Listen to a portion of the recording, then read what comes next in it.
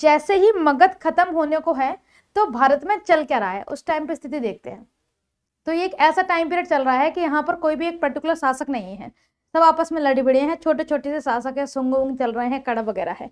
इसी के टाइम पर चाइना के साइड से एक कबीले वाले लोग आते हैं, ठीक है। अब ये कबीले वाले कहाँ से आ रहे हैं, चाइना से आ रहे हैं। मैं एक थोड़ा मैप बनाती हूँ ताकि आप ना इमेजिन कर पाओ चीजों को बहुत अच्छे से।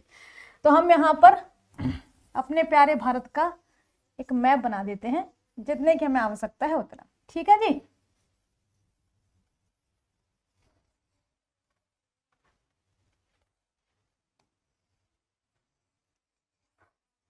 ये लीजिए, है ना, मैप देख के समझ पा रहे होगे कि भारत के कौन से हिस्से की हम बात करने वाले हैं।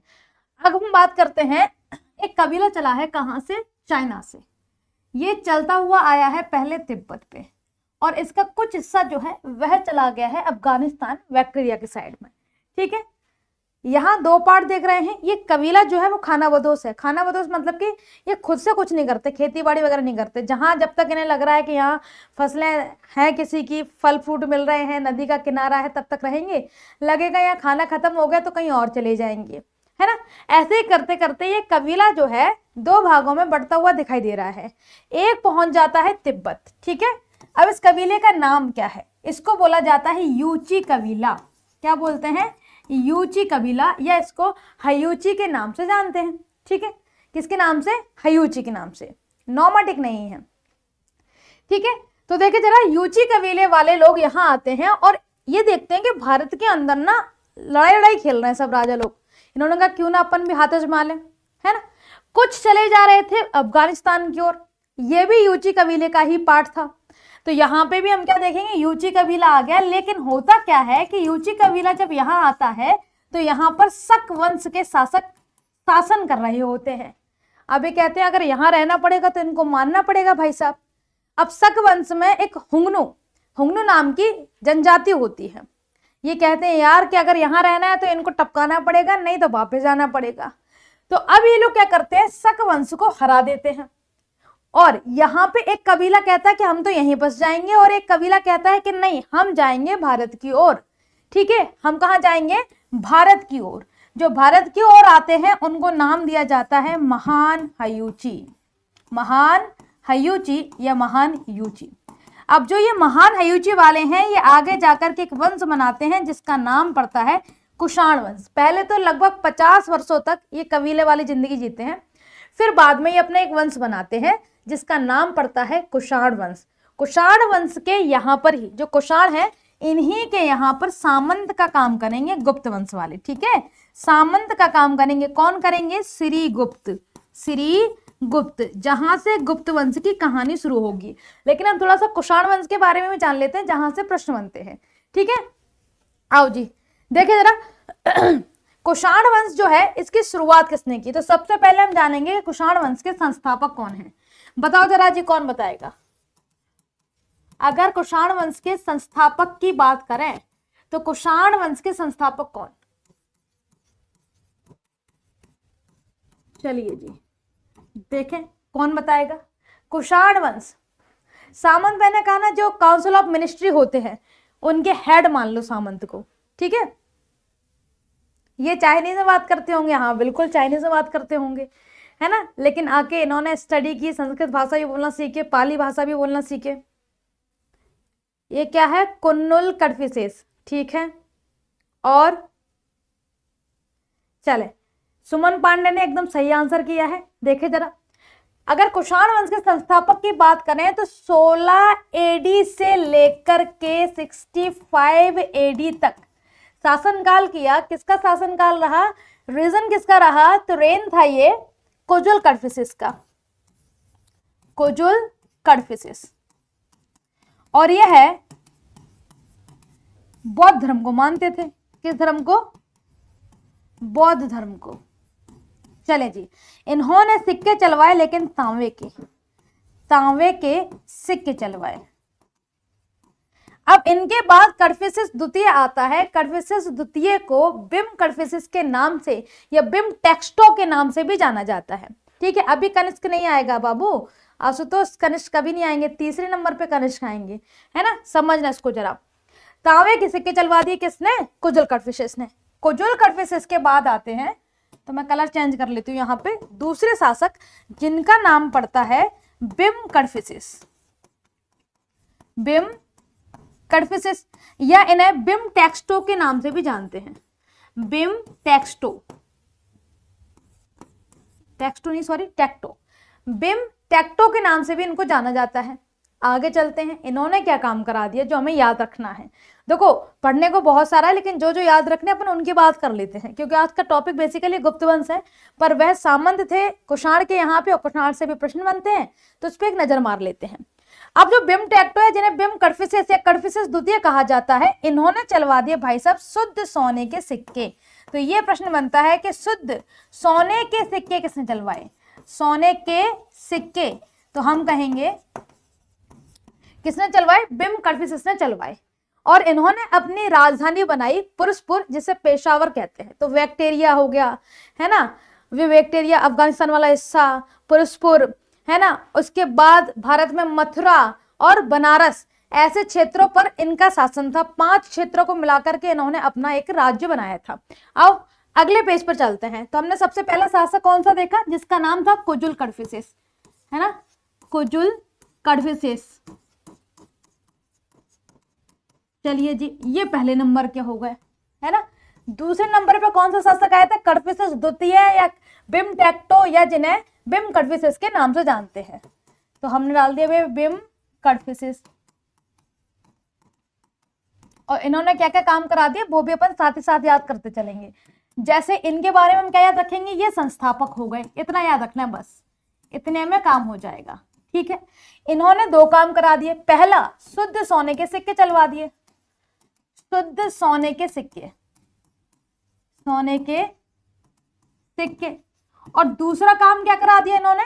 इन्होंने राजधानी बना दी। किसको? पुरस्पुर को। किसको? पुरस्पुर को। धर्म कौन सा मानते थे? शैव धर्म माना करते थे।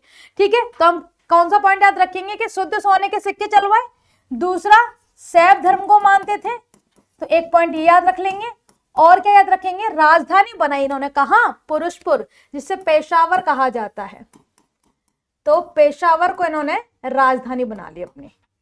हालांकि इन्होंने अपनी दूसरी राजधानी मथुरा भी बनाई, पर इसको लेके कई विवाद मिलेंगे आपको किताबों में। कुछ कहते हैं इन्होंने मथुरा राजधानी बनाई थी, कुछ कहते हैं कनिष्क ने।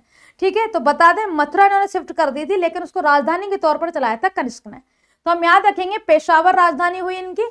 और अगर कुषाण वंश की राजधानी की बात करें, यहाँ पे देखो कुषाण वंश की राजधानी की बात करें तो इनकी 2 राजधानी थी। ठीक है, यहाँ लिख देते हैं इस वाले पेज पर।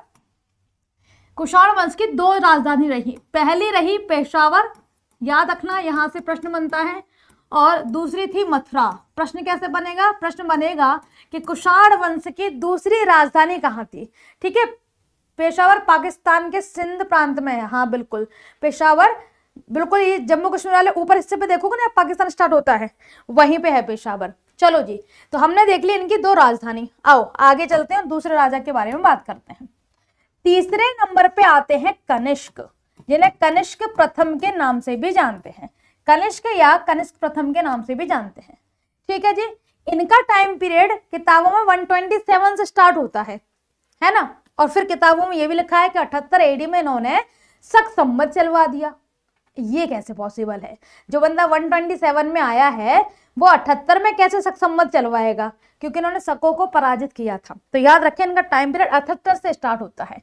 तो अभी क्या क्या काम करा देते हैं इनका देखते हैं। ठीक है, ये कई कंफ्यूजन किताबों के अंदर है, तो बता दें 78 एडी में 65 तक ये बैठे, 65 से लेकर के 78 तक कड़फिसेस द्वितीय रहे। 78 एडी से लेकर के कहानी स्टार्ट होती है कनिष्क की। तो सबसे पहली बात याद रखेंगे कि ये 78 एडी में चलवा देते हैं शक संवत। ये संवत क्या होता है? कैलेंडर होता है, जिसे हम आज भी फॉलो करते हैं। इंडियन गवर्नमेंट जो है शक संवत को फॉलो करती है। तो ये क्या चलाते हैं? 78 एडी में शक संवत, पहली बात। दूसरा, ये चतुर्थ बौद्ध संगति करवाते हैं। तो ये तो बौद्ध जब पढ़ा था तभी पढ़ के आए थे। तो चतुर्थ बौद्ध संगति करवा दी इन्होंने। आइए जी, और क्या करवा दिया? यहां से क्वेश्चन ज्यादा बनते तो थोड़ा सा हम ध्यान रखेंगे। इनके शासन काल के टाइम पर बहुत इंटेलिजेंट लोग रहते थे इनके यहाँ पे। कौन कौन रहते थे? देखें, एक रहते थे अश्वघोष, अश्वघोष, जिन्होंने क्या लिखी, बुद्ध चरित्र, एक ग्रंथ लिखा जिसका नाम क्या है, बुद्ध चरित्र। एक रहते थे चरक, चरक कौन थे, डॉक्टर थे, तो मैं यहाँ पे ऐसे लिख देती हूँ, याद रहेगा, है ना, जिन्होंने लिखी चरक संहिता। हाँ, चरक रहते थे, कौन है, नीतू, बहुत बढ़िया। जिन्होंने क्या लिखा, चरक संहिता लिखी, जिसमें दवाइयों के बारे में ये सारी जानकारी इन्होंने दी। और कौन रहते थे, नागा अर्जुन, नागा अर्जुन रहा करते थे। और नागार्जुन जो थे वह भारत के आइंस्टीन कहलाते हैं, यानी कि साइंटिस्ट टाइप के बंदे भी थे इनके यहाँ पे। नागा अर्जुन, इन्हें क्या कहते हैं, भारत का आइंस्टीन, भारत का आइंस्टीन भी इनको बोलते हैं। चलें, ये वाली बात हो गई। हाँ, चरक, नागा अर्जुन, और कौन रहते थे, अश्वघोष। आओ जी आगे चलते हैं, और इनके बारे में हमें क्या क्या पॉइंट याद रखने हैं, 3 पे ही हमें इनके नाम याद रखने हैं। चौथा पॉइंट हम क्या याद रखेंगे भाई, आ जाएं जी। इन्होंने जम्मू कश्मीर में आए, कश्मीर के कुंडल वन में इन्होंने संगीति करवाई थी। इन्होंने कहा यहाँ एक शहर बसना चाहिए और एक नगर बसा दिया जिसका नाम रखा कनिष्कपुर। ठीक है, तो देखें इन्होंने JNK लिख दूं, हम JNK लिख देते, समझ जाओगे। जम्मू कश्मीर में इन्होंने एक नगर बसाया, नगर का नाम रखा कनिष्कपुर, कनिष्कपुर नगर बसाया। ठीक है, ये इन्होंने काम करा दिया। छोटे छोटे से पॉइंट है, बहुत ज्यादा ऐसे दिल पे नहीं ले लेना है ना, छोटी छोटी सी पॉइंट है। आओ 5वां पॉइंट देखें। इन्होंने क्या किया कि जो मथुरा शैली थी, मथुरा शैली में थोड़ा सा इंडो यूनानी, है ना, थोड़ा तड़का लगा दिया, और गांधार स्कूल जिसको बोला जाता है, गांधार कला बोला जाता है, गांधार कला में मूर्ति बनवाई।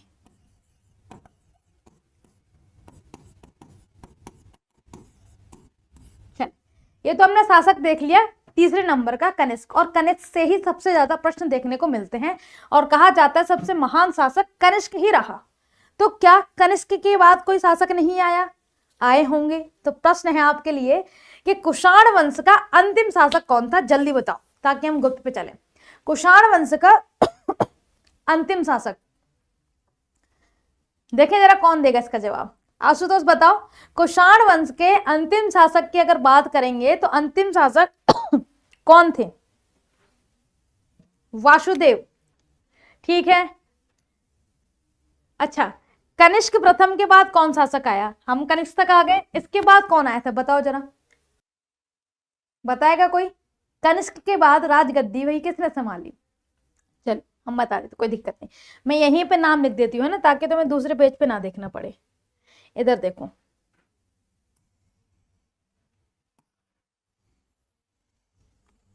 कनिष्क के बाद जो रहे वासुदेव द्वितीय, है ना। चलो अब बताते हैं। कनिष्क के बाद राजगद्दी पर बैठे जिनका नाम था वशिष्ठ, वशिष्ठ के बाद बैठे होविस्क, होविस्क के बाद अगेन से कनिष्क आते हैं। अब देखो यहाँ पे जब कनिष्क आ चुके हैं प्रथम, तो यहाँ पे कनिष्क क्या हो जाएगा, द्वितीय हो जाएगा। ठीक है, राजाओं के नाम हम क्रम से लिख देते हैं। तो वशिष्ठ आते हैं किसके बाद, कनिष्क के बाद चल रही है, फिर होविष्क आते हैं, फिर कनिष्क आते हैं, इसके बाद आते हैं वासुदेव, वासुदेव। अब इनके आगे लगाएंगे प्रथम, क्योंकि वासुदेव द्वितीय अंतिम शासक होते हैं। वासुदेव के बाद अगेन से आते हैं कनिष्क। ठीक है, तो मैं जरा कलर बदल देती हूँ यहाँ पे। अगेन से कौन आ जाते हैं, कनिष्क आ जाते हैं। अब देखो जरा, कनिष्क प्रथम हो चुके हैं, कनिष्क द्वितीय हो चुके हैं, इसलिए यहाँ पे क्या लग जाएगा, तृतीय लग जाएगा। और कनिष्क तृतीय के बाद अगेन से आते हैं, इनका नाम होता है वासुदेव, और वासुदेव प्रथम हो चुके हैं, इसलिए ये होंगे द्वितीय, और वासुदेव द्वितीय है क्या हो जाएंगे, अंतिम शासक हो जाएंगे। क्या हो जाएंगे जी, अंतिम शासक। अच्छा ये भी बता दें, अंतिम शासक, एक सेकंड रुकना बाबू, देखें जरा, आप इनके जब अंतिम शासक को सर्च करने बैठोगे तो वासुदेव प्रथम का नाम आ जाता है, और बहुत फेमस वेबसाइट्स है उनके ऊपर आता है, नाम नहीं लेना चाहेंगे हम उनका, बहुत फेमस वेबसाइट है जिनका नाम सब लोग जानते होंगे, है ना। लेकिन जब आप डिटेल में जाकर के पढ़ेंगे, है ना। जब आप एनसीईआरटी को उठाएंगे, एक अच्छी किताब पढ़ेंगे, तो आपको पता चलेगा कि भैया वासुदेव प्रथम के बाद कनिष्क तृतीय भी आए, फिर वासुदेव द्वितीय भी आए, और वासुदेव द्वितीय इनके अंतिम शासक भी हुए।